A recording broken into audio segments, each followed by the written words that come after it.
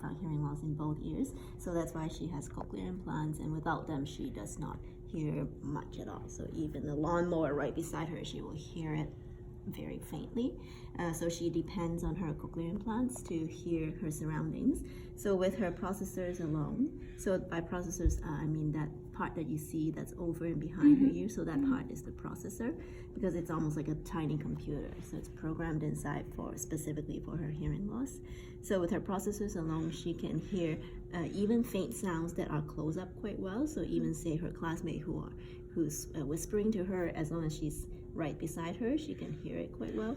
But then in a classroom environment, when you are more than, say, about 2 meters away, and her classmates could be making noise, like moving in their chairs, shuffling paper, that could be really distracting for her. So that's why in a classroom environment, in addition to her processors, she needs this extra system called a Roger system.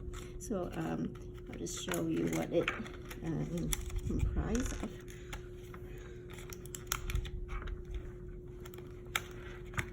And this is quite nice. This is the newest transmitter. So the one I've seen the older ones. Yeah. So it's called the Roger touchscreen. So you would turn it on just by pressing this button on the side, holding it for about 3 seconds until you see the screen lights up. And then, so once it's on, the mic turns on as well. To mute the mic, it's this big button in the center. So it's just one quick press, and then it will keep blinking red to remind you that it is muted. And then when you need to teach again, just one quick press again to unmute it. So the way to wear it is to put it around your neck, and you can pull on this part so it's a little bit shorter to make it a little bit more comfortable for your neck. So ideally it should be around 20 centimeters from your lips. So I usually use this to gauge where it should be from your chin down to there. So once it's on, it depends on the receivers being on Crystal's processors for your voice to transmit to her. So I have a demo processor here. So it's the same model as what she has. She has what we call a Nucleus 6 cochlear implant processor. So this is the battery part, and this is the actual processing part.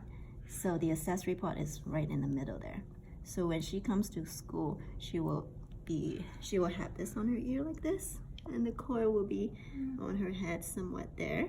So you will need to take it off of her ear, and I'll try to train her as well, but being 5 years old, she will likely need quite a bit of help in the beginning. So you can try to open the accessory port just like that, but if you don't have long fingernails or a little tool, it might be a little bit difficult. So if that's the case, you can open the battery like this. So turn it counterclockwise, and then it makes it a little bit easier to open it.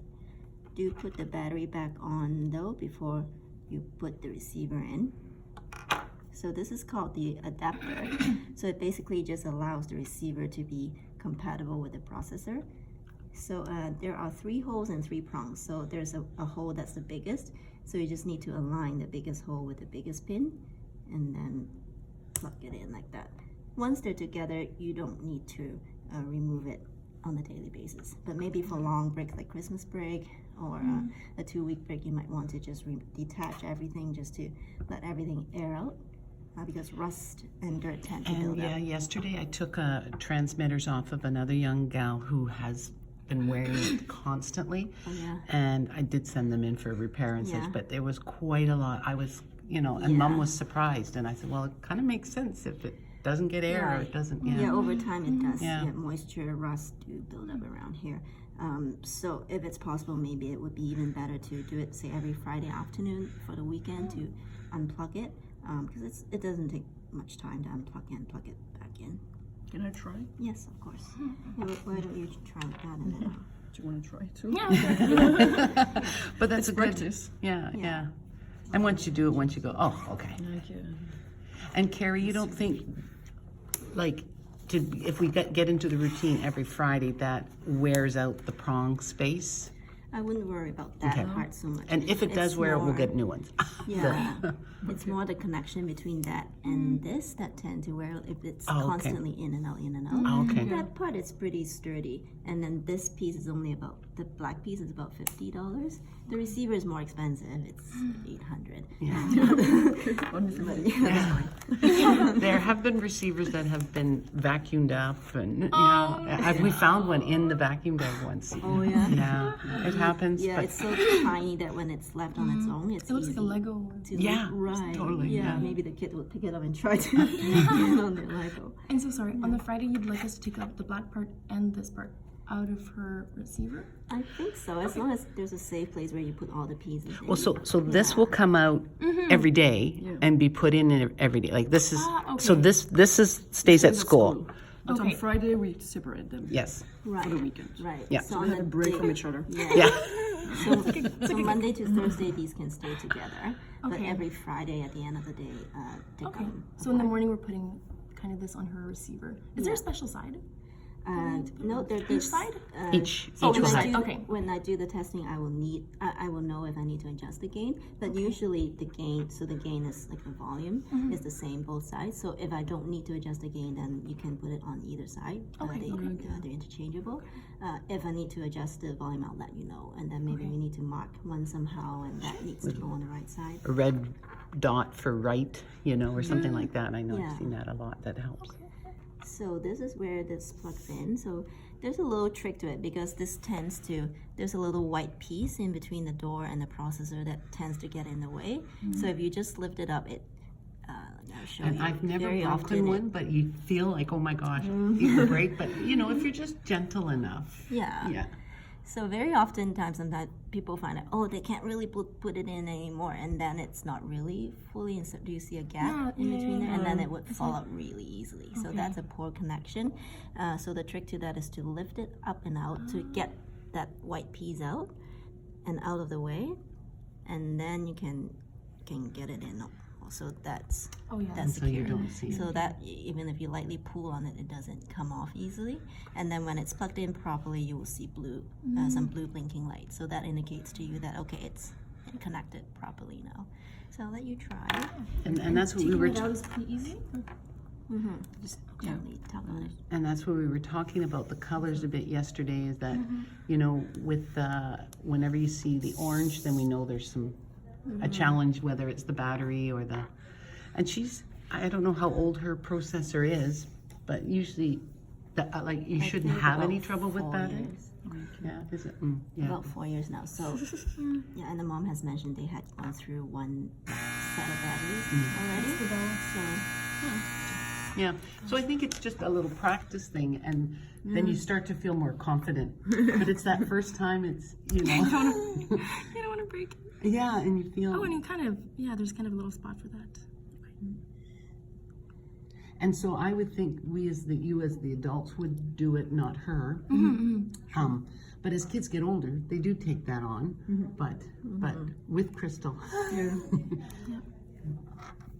So just so you know, because when you see the orange blinking light, usually it indicates a problem. But when you're holding it in your hand, though, it's going to always blink orange, and that's because the coil is not on her head. So it's telling you something's wrong. It's not really giving her hearing.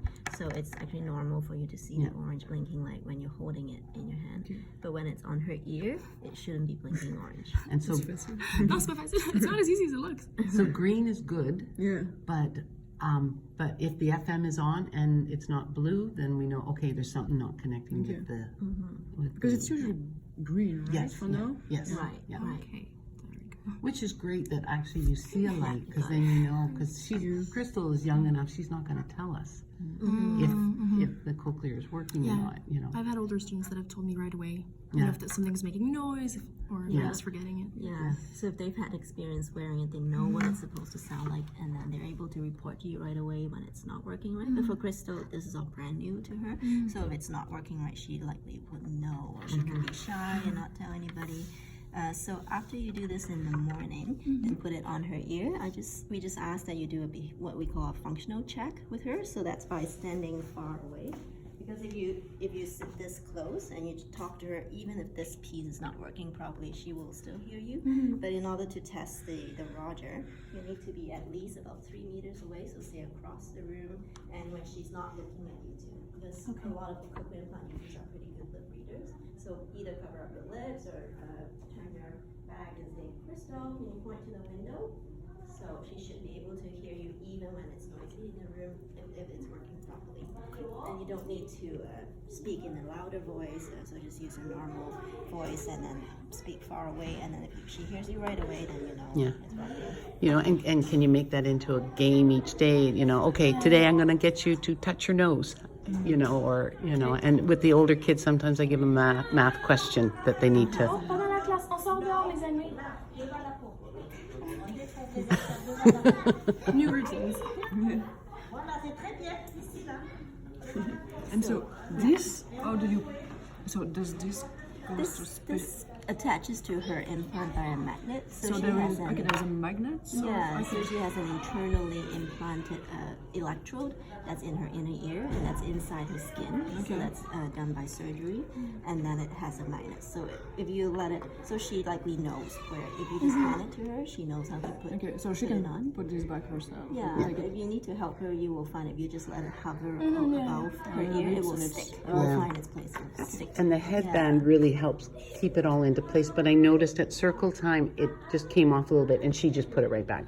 Okay. Yeah, and so I was going to ask Carrie a good video. So what I gave them more the FM video, the you know, and the such. But you might be quite interested in the, you know, and a good. I've seen a YouTube video with the surgery process too. You know how they like. Not too gory. No, it's not gore, not gore. But I mean, and it's fascinating. I think, you know, how they get this little electrode into the cochlea. And it's really tiny. Yeah. So because Sorry, I was just wondering, this isn't too heavy for her, like on her ear? It's not adding too much kind of... no, more of the weight is in the processor itself, which she's used to already. This extra little piece, it's so light that she might feel it a little bit, but I think if you don't bring too much awareness, I'm not sure. Yeah, and it's more whether the benefit outweighs the inconvenience, right? Yeah, she really needs it to hear you well. So, yeah. So because Crystal has 2 sides, it's important to do that functional check one side at a time. And that's because if she already has 2 sides on and you're testing them both together, then even if she can hear you on one side, she will respond properly, but you wouldn't know that one side's not working properly. So maybe put one side on first, do that check, and then have her take off that side, do the other side, and then do even 1 or 2 questions again to make sure both sides work properly. Okay. So I'll let you try this part now. And that was the key reason why we were saying she needs to have EA support on top of the whole, you know, trying to build the language. But this is the most important piece in the morning, is that this gets on. And when you've got, even though it's a small group, it's still, you're busy. You're busy. So you need that one-on-one, and so it will only take about 5 minutes. Yeah, sure. You know, but it takes that time. We can have a little routine that we'll kind of adopt. Yeah. And when we do it, maybe we can do it, I don't know. Do you think it's a good idea if I do it there in the room over there, or is it better to like in the setting? Class, well, what's ideal is because she's, you know, there's the room right here. When we were saying Crystal will need pre-teaching on different things sometimes. So the EA or the APS will kind of need to have little 5-minute time slots. So, but she's also the personality. She'll want to know what's going on. But is there another little room here? Like, let's say it's too much of a distraction. Like, I think first thing in the morning, you're good. Like even within here, sometimes it's good to test when there's other noise around. But I think in the classroom is good. If you find that she gets too distracted and you start to not know whether it's a hearing issue or just attention, then you can take her to a separate room, maybe even. I guess it would be busy there. I think trying to test in the classroom would be a good idea, because then that gives you a real live idea whether she hears well in the classroom. So you don't want to take her to a quiet room to do the testing, because then you know she can hear you well quiet, but what about when she comes back in here? Can she still hear you? So I think, trying to do the check in the classroom in the morning. But if she gets so distracted, you'll know, is it she distracted? But, Yeah. but if we start here right away. It's a very comfortable model, by the way. Oh yeah, oh good to know. So do you remember the microphone mute?